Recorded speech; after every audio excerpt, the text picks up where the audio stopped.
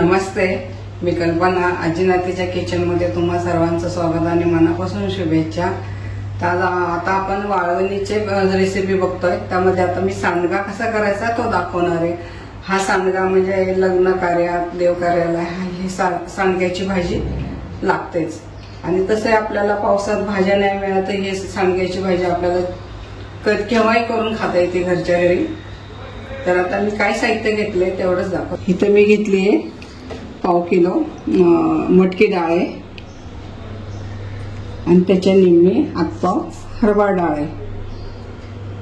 आपण ह्या दोन्ही डाळी मिक्स करून गिरणीतून आणतो, नाही तर मग आपल्या मिक्सरमध्ये काढलं तरी चालेल. पण त्याची भरट काढायची, जास्त बारीक करायचं नाही आपल्याला, कारण सांडगे करायचे. तर आपण आता हे दळून घेऊ. मटकीची डाळ आणि हरभराची डाळ ह्याचं मी प्रमाण सांगितलेलं आहे. ह्या दोन्ही डाळी मी मिक्सरमधनं काढल्या. तुम्हाला जर मिक्सर नसेल वापरायचा तर तुम्ही गिरणीमधून पण दळून आणता. तर हे आता मी घरच्या घरी काढले बघा. तर ही भरट कशी काढायची, हे इथपर्यंत भरट काढायची आपल्याला, जास्त बारीक नाही जास्त मोठं. आता आपण हे पीठ भिजून घेऊ. त्या पिठामध्ये काय काय साहित्य घालायचंय ते सांगते. त्यासाठी घेतलंय तर मी लाल तिखट घेतलंय, 1 मोठा चमचा हळद आहे, बारीक चमचा हिंग घेतलाय, चवीपुरतं चवीनुसार मीठ, हे जिरा, लसूण आणि कोथिंबीर. तर आपण जे 1 वाटी जिरं घेतलंय आणि 1 मोठी लसणाची कांडी सोलून घेतली, ती मिक्सरमधनं काढणार आहे. आपण लसूण आणि जिरं जे घेतलं होतं ना ते मिक्सरमधनं काढलंय. जास्त बारीक करायचं नाही, असं जाडसरच ठेवायचंय आहे. चला आता आपण पीठ भिजून घेऊ. त्यासाठी असं एक चांगलं पसरट भांडं घ्यायचं की त्याला आपल्याला झाकता येईल रात्रभर.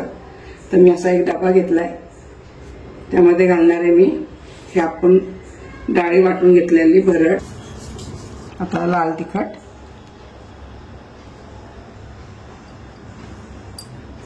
आपण घेतलेली हळद 1 चमचा, हा हिंग आहे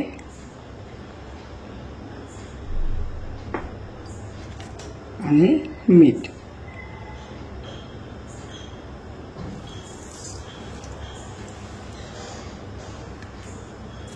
आणि कोथिंबीर, आपण जी कोथिंबीर घेतली होती ती पण याच्यातच टाकणार आहे.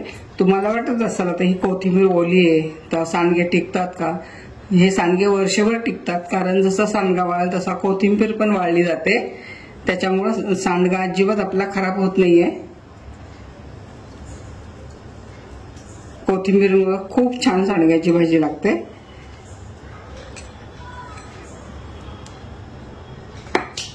मग कोथिंबीर ओली असती मग वर्षभर टिकेल का असं तुम्हाला प्रश्न पडला असेल, तर तसं काही नाहीये, ते छान टिकतो वर्षभर, कारण ती कोथिंबीर पण वाळली जाते ना. तर आपण जी भरड काढली होती त्यात भरड काढून टाकते, लसूण आणि जिरे. आपण जेवढा घेतलाय तेवढा सगळा मसाला टाकणार आहे ह्याच्यामध्ये. सांडग्याला चव छान येते लसूण आणि जिऱ्याची. आपण जे सगळे मसाले घातलेत ना ते आता एकसारखं एकजीव करून घेऊ, मिक्स करून घेऊ द्यायचे.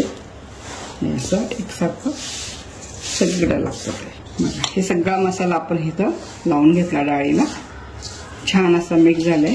आता आपण हे मळून घेणार आहे. आता मी हातानेच मळते, कारण हाताने मळले की छान मळलं जातं. हे थोडं थोडं पाणी टाकून आपण मळून घेणार आहे.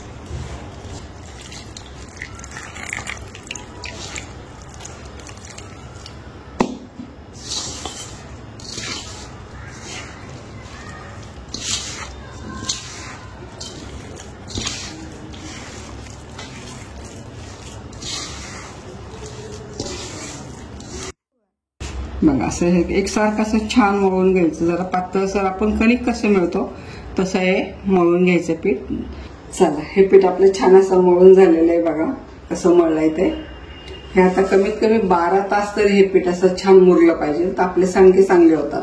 तर ह्याला आपण आता मुरवायला ठेवणार आहे. असं झाकण ठेवायचं पॅन बंद आणि 12 तास असा डबा ठेवायचा. चला आपण जे रात्री सांडग्याचं पीठ वाटून भिजून ठेवलं होतं ते कसं झालं ते पाहूया. छान भिजलंय, असं फुगून वर आलेलं आहे. आणि त्याचा एवढा खमंग स्वाद होतो की आपण ते सगळा मसाला टाकलाय, मिरची, लसूण, मटकीची डाळ, हरभऱ्याची डाळ, त्याचा असा खमंग स्वाद दरवळतो त्या पिठाचा. आता ह्याचे आपण सांडगे पाडायला घेऊ. कसे सांडगे घालायचे ते मी दाखवते. हे शुभ कार्यासाठी हे सांडगा तोडला जातो. त्याच्यासाठी असे हे 5 पांडव करतात. त्याच्या पुढे एक पानाचा विडा असतो, सुपारी, आणि गणपती म्हणून त्याची पूजा करतात. कारण हे देवकार्याच्या दिवशी हे सांडगे लागतात. त्याच्यात मी लसूण घातलाय. जर तुम्हाला जर नैवेद्यासाठी सांडगे तोडायचे असेल तर लसूण घालू नका.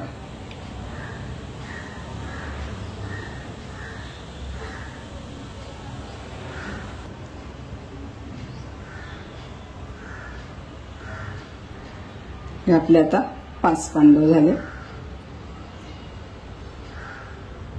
ह्याला हळदी कुंकू लावून याची पूजा केली तरी चालतंय. आता सांडगे तोडायला घेऊ आपण.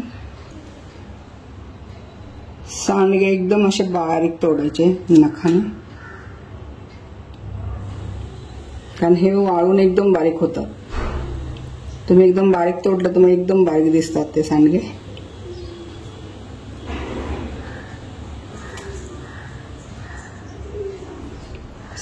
पीठ पण आपलं छान झालंय बघा. सांडगे चांगले होतात.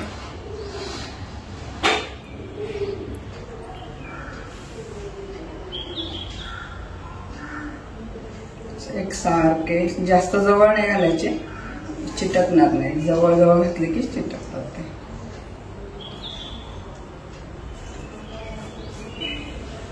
या पद्धतीने आपण सगळे सांडगे आता तोडून घेऊ. चल, आपल्या आता सांडगे तोडून झालेले, थोडेसेच राहिले ते दाखवते. आपण दिलेल्या प्रमाणात 2 पाट आणि 1 पोळपट एवढे सांडगे झालेले. एकदम अचूक प्रमाण सांगितलेलं आहे. आणि तुम्हाला जर सांडग्याची भाजी कशी करायची ते पण आजीनातीच्या किचन मध्ये मी भाजी करून दाखवलेली आहे. असं एक सारखे कमी जास्त होतात. तुम्हाला जर ह्याच्यापेक्षा लहान लागले तर लहान पण हे करा, तोडता येतात. पण हे वाळल्यानंतर मग बारीक होतात ना, म्हणून जरा थोडी मोठी साईज धरली. चला, ह्या पद्धतीने आपले सगळे सांडगे तोडून झाले, संपत आलेले आहेत.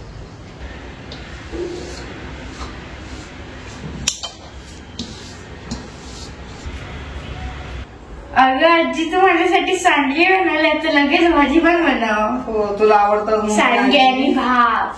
छान सांडगे बनवलेले आहेत. आपण मटकी आणि हरभरा डाळ घेऊन हे सांडगे तोडलेले. त्यात आपण कोथिंबीर भरपूर टाकली होती, पण कोथिंबीर हे अजिबात इतके छान सांडगे झाले. कलर सुद्धा चेंज झाला नाही बघा सांडग्यांचा.